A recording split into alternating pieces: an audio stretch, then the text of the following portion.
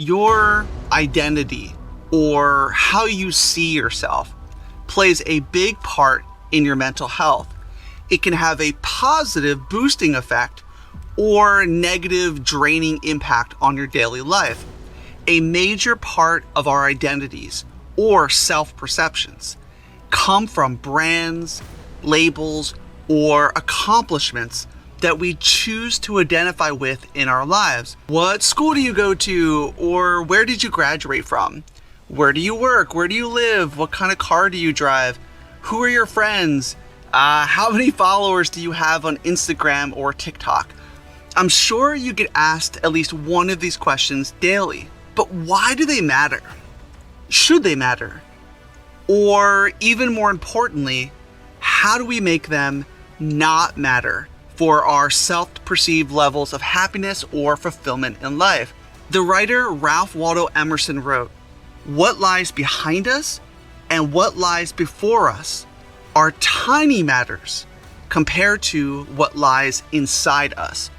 This video will look at some research behind using a strong self-awareness to unbrand ourselves, reduce stress, and positively impact our mental health. Unbranding our identities can help build deep meaning in our lives and even explore previously underexplored areas of our inner lives.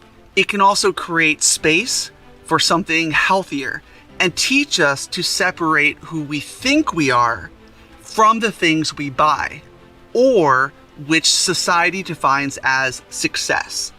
Unbranding yourself is a protective technique for your present and future mental health, which can remind us that we are worth more than what's on our resumes, social media posts, or what's in our driveways. And as I am personally guilty of living off brand names as part of my identity, in a follow-up video, I will be donating all of my Harvard University, UCLA, and University of Pennsylvania clothing to a local homeless shelter.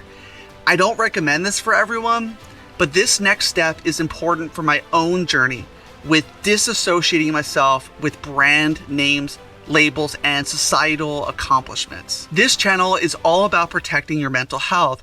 Please subscribe and remember to comment below to support this and future videos. So how do we make meaning in our lives? Sociologist Herbert Blumer explains it in the following way.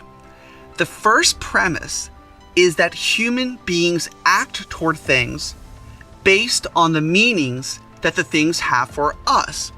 Such things include physical objects, such as a tree or chair, other human beings, such as a mother or a store clerk, categories of human beings, such as friends or enemies, institutions, as a school or government, guiding ideals, such as individual independence or honesty, activities of others, such as their commands or requests, and such situations as an individual encounters in your daily life.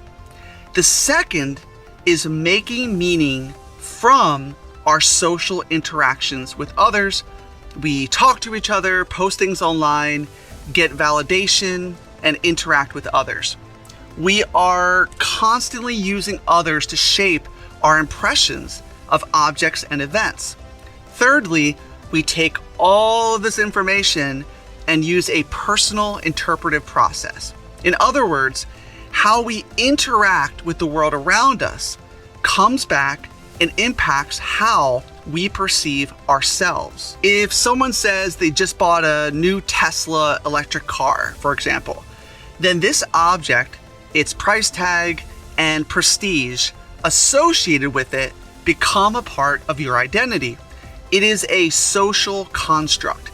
You gave this object meaning by spending lots of money on it. You post pics online and people praise you on Facebook for it.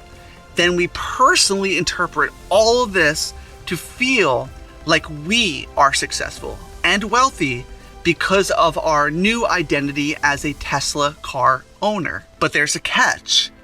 Attaching intrinsic or deep personal meaning to objects outside of ourselves, like what college we went to, what job we have, how much money is in your bank account, and who your friends are, can indeed support our mental health temporarily when things are going well.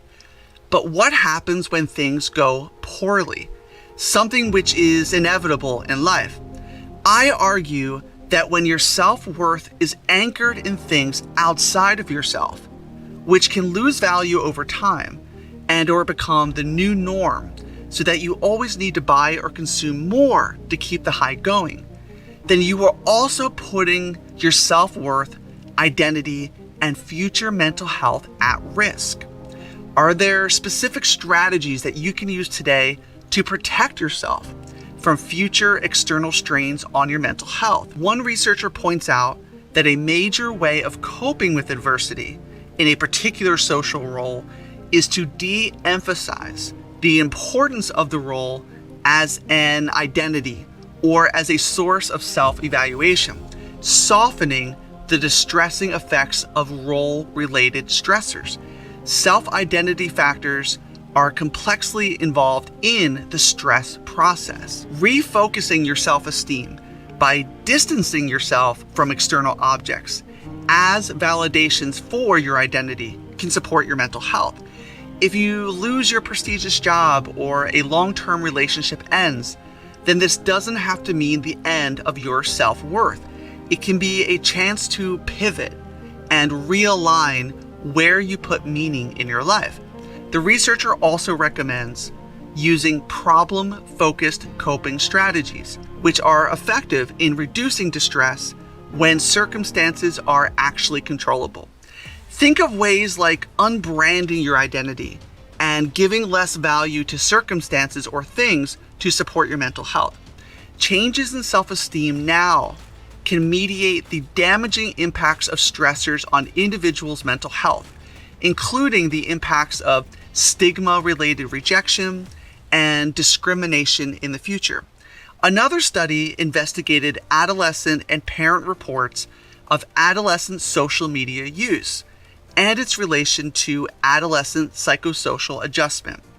The sample consisted of 226 participants throughout the United States. Parent and adolescent reports of the number of adolescent social media accounts were moderately correlated with parent-reported symptoms of inattention, hyperactivity, impulsivity, ODD, anxiety, and depressive symptoms, as well as adolescent reported fear of missing out, FOMO, and loneliness. Anxiety and depressive symptoms were highest among adolescents with a relatively high number of parent-reported social media accounts and relatively high FOMO.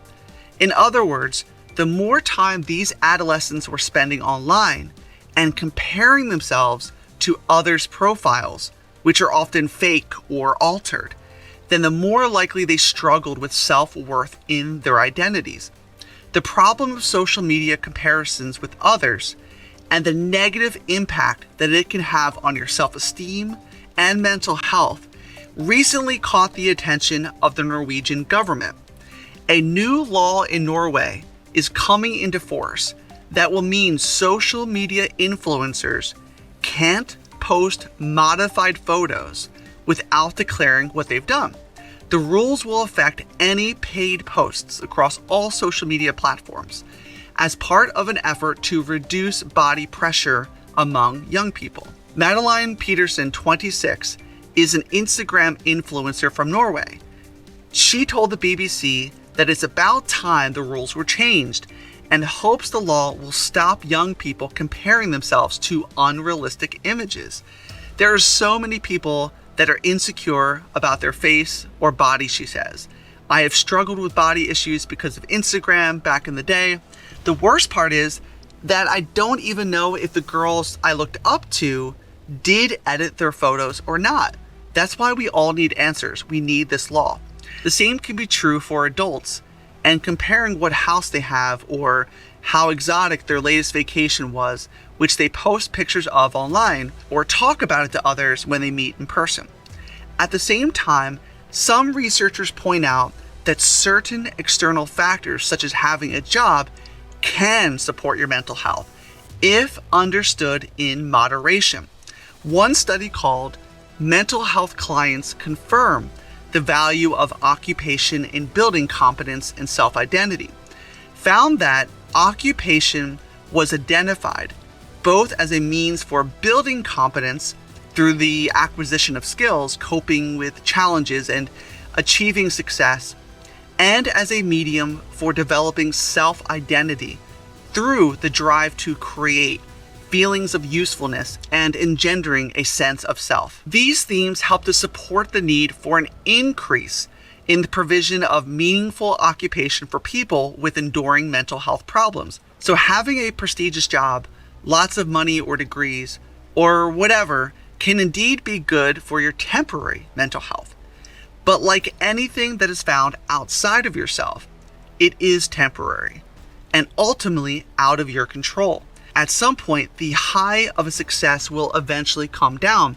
The most decorated Olympic athlete of all time with 23 gold medals, American Michael Phelps, said that I can go back to 2004 and say that was when I first experienced it, Phelps said. That was the first time I came across depression coming back from the 2004 Olympic Games. I suffered from post-Olympic depression pretty bad. He described another period of depression following his success at the Beijing Olympic Games in 2008. From there, he says it continued to come in waves. But in 2014, he started to come to understand better what he was dealing with. That was when I was finally able to see that this is who I am, and it's a part of me, and it's not going to go away. So I need to learn more about it. I need to learn why I work how I work, why I am who I am, he explained. I was able to dive into some things that I had been stuffing down inside, kind of compartmentalizing and not wanting to address and acknowledge. I think at that point, I was really able and ready to grow and learn. Putting too much emphasis on your self-identity toward things you can't control or are fleeting can wreak havoc on your mental health. I challenge you to think about the brands, labels, and accomplishments in your life to moderate their role in your lives. Maybe there's a more organic, humanistic, and controllable path to support your own individual health. Because when we let our egos go and engage others based upon being fellow human beings who are full of flaws and make mistakes, then maybe we can establish even healthier relationships in our daily lives and through society. Comment below and let me know what role brands or accomplishments have played in your life. Did you ever experience challenges like those talked about by Olympian Michael Phelps? Share the strategies that you use and follow in the words of Ralph Waldo Emerson that nothing compares to that which lies inside of us. Stay tuned for my next video where I begin the process of unbranding my wardrobe. See you again soon.